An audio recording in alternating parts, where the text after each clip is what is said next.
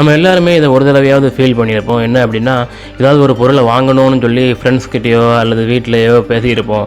அந்த ஒரு ஃபோன் வாங்கணும் அல்லது ஒரு டிவி வாங்கணும் அப்படின்ட்டு. அப்படி பேசுனதுக்கப்புறம் நம்ம ஃபோன் எடுக்கும்போது ஃபேஸ்புக்லேயோ இன்ஸ்டாகிராம்லேயோ அல்லது ஏதாவது ப்ரௌஸ் பண்ணும்போது அது சம்மந்தப்பட்ட ஆட்ஸாக வரும். இதை பார்க்கும்போது நம்ம எல்லாருமே தெரியும், இது வந்து நம்ம டேட்டாவை வந்து செல் பண்ணுறாங்கங்கிறது நம்ம எல்லாருக்குமே தெரியும். அதாவது நம்ம வந்து ஒவ்வொரு ஆப் இன்ஸ்டால் பண்ணும்போதுமே, கூகுள் யூஸ் பண்ணும்போதுமே நம்மளோட டேட்டாஸ் அது எல்லாத்தையும் வந்து நம்ம சேவ் பண்ணுறாங்க. அதை செல் பண்ணி தான் அவங்களோட பிஸ்னஸ் ரன் பண்ணிக்கிட்டு இருக்காங்க. ஆனால் எப்படி பேசுகிறதெல்லாம் கேட்குது அப்படின்னு சொல்லி ரொம்ப நாளாக யோசிச்சுட்டு இருந்தோம்.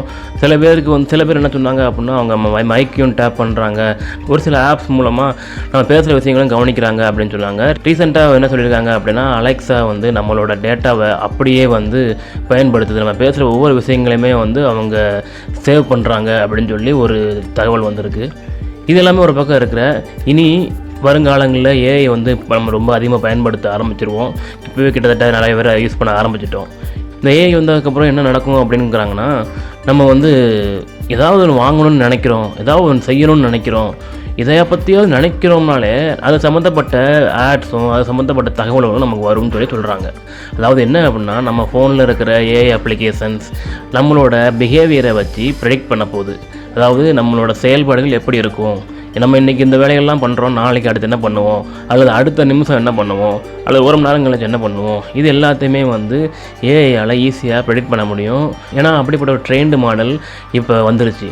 ஸோ வந்து இனிமேல் நம்மளோட செயல்பாடுகளையும் பிஹேவியரையும் நம்ம தான் கேர்ஃபுல்லாக வச்சுக்கணும்.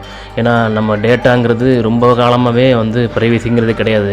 குறிப்பாக இந்தியாவை பொறுத்த வரைக்கும் டேட்டா ப்ரைவசிங்கிறது மிகப்பெரிய கேள்விக்குறி தான். அதுவுமே இப்போ ஏஐ வந்ததுக்கப்புறம் நம்ம என்ன நினைப்போங்கிறது வரைக்கும் அவங்க ப்ரெடிக்ட் பண்ண ஆரம்பிச்சிட்டாங்க. ஸோ அதுக்கேற்ற மாதிரி தான் இனிமேலும் நமக்கு வர்ற நியூஸோ தகவல்களோ அல்லது ஆட்ஸோ இருக்க போகுது. இதெல்லாம் ஏன் பண்ணுறாங்க அப்படின்னா, அவங்களோட பிஸ்னஸ்க்காக.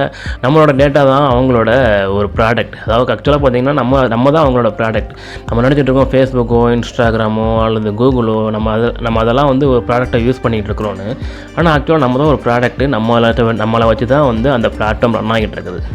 ஸோ நம்ம வந்து நம்மளோட பிஹேவியரை கரெக்டாக வச்சுக்கிட்டு நமக்கு தேவையான விஷயங்களை மட்டும் ஃபோன்லையோ ஏஐலையோ வச்சுக்கிட்டு மிச்சத்தை ப்ரைவேசியாக வச்சுக்கிட்டு நம்மளால் முடியும். இனி வரும் காலங்களில் அப்படி இருந்து தான் ஆக வேண்டியது இருக்குது. அப்படிப்பட்ட ஒரு சூழல் இங்கே உருவாகியிருக்கு.